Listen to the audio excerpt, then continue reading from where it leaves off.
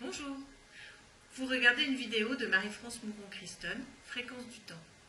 Tout dernièrement, j'ai fait une première vidéo dans laquelle je vous présentais cet objet qui est un pendule universel. Je vous ai présenté de manière très brève son utilisation, notamment lors d'un soin, d'un auto-soin, puisque c'était sur moi que je le faisais. Suite à cela, plusieurs d'entre vous m'avaient posé un certain nombre de questions, notamment comment équilibrer les chakras. Alors, pour l'équilibrage des chakras, vous pouvez utiliser quasiment n'importe quel pendule. Alors, les puristes diront oui, mais attention, pas n'importe lequel, ok. Surtout un pendule qui est destiné aux soins ou à l'émission, plus qu'à recevoir ou à poser des questions. Toutefois, bien souvent, un pendule que vous avez choisi va pouvoir vous aider à équilibrer vos chakras.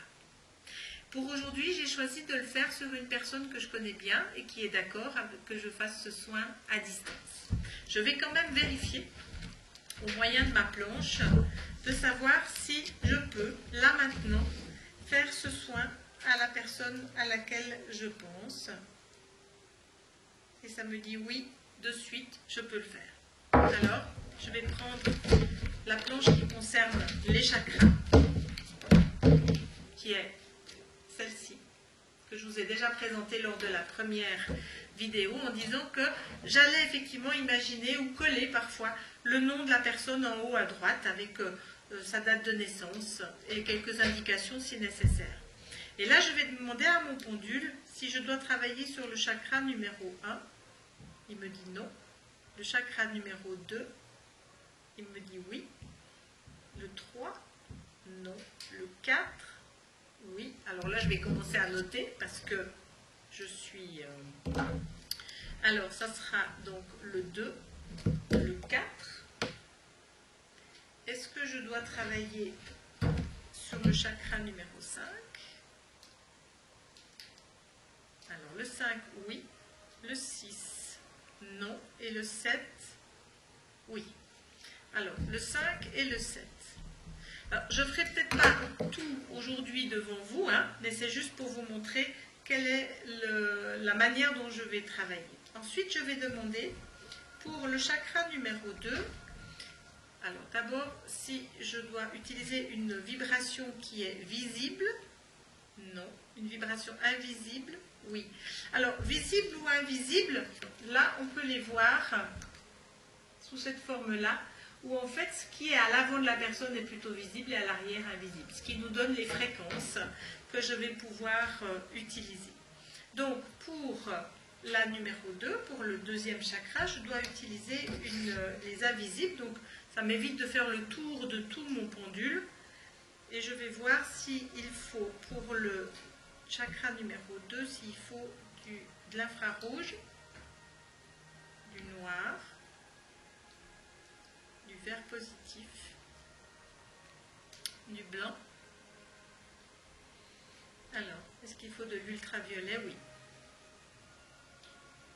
Alors, il faut de l'ultraviolet. Ensuite, pour le chakra numéro 4, est-ce que c'est visible? Oui. Attends, je ne suis juste pas comme il faut. Voilà, je suis pas. Alors, il faut visible, invisible.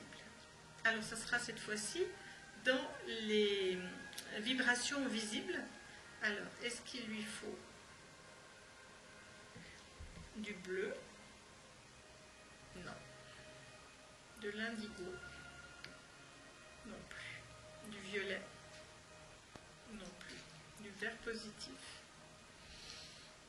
Du jaune? De l'orange? Alors oui, de l'orange. Et est-ce qu'il faudra aussi du rouge? Non. Donc de l'orange. Ensuite, je vais faire la même chose avec les autres chakras. Mais là, je ne vais pas aller plus loin pour ne pas vous prendre non plus trop de votre temps.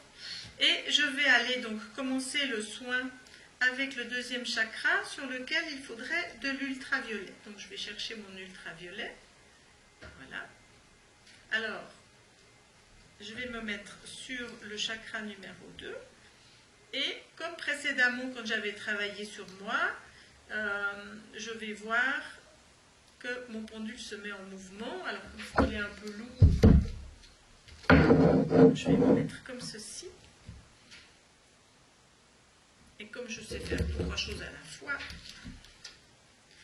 l'ultraviolet, bon, je sais d'avance que c'est quelque chose qui est en lien avec pouvoir mettre en lumière. Il faut quand même que je me concentre un peu parce que visiblement je ne sais pas faire 2 choses à la fois. Tout s'arrête avant l'heure. Voilà. Donc l'ultraviolet, c'est amener à la conscience, c'est amener à la lumière. Hein.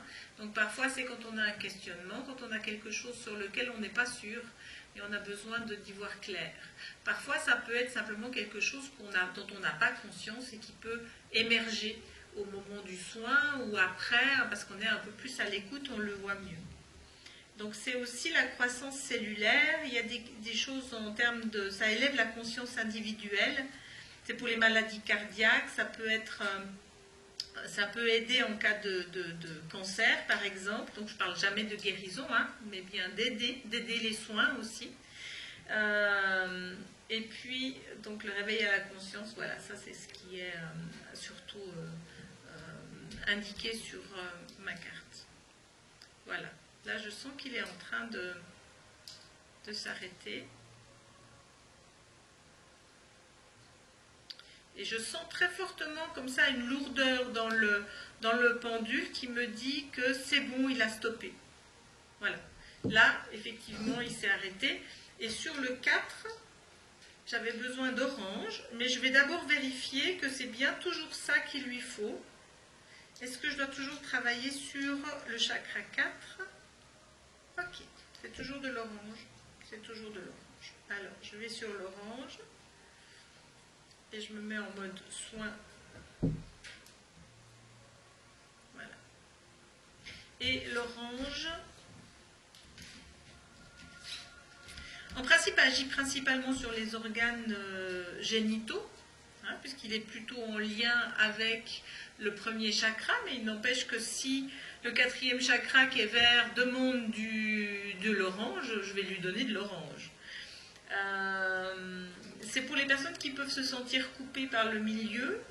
Il y a parfois effectivement des organes qui peuvent poser problème, poumons, organes génitaux, cerveau, les yeux. C'est aussi pour aider à ce que les envies sexuelles remontent. La nervosité, l'oxygène dans le sang, donc il peut y avoir vraiment plein de choses sur lesquelles ce pendule peut agir. Voilà.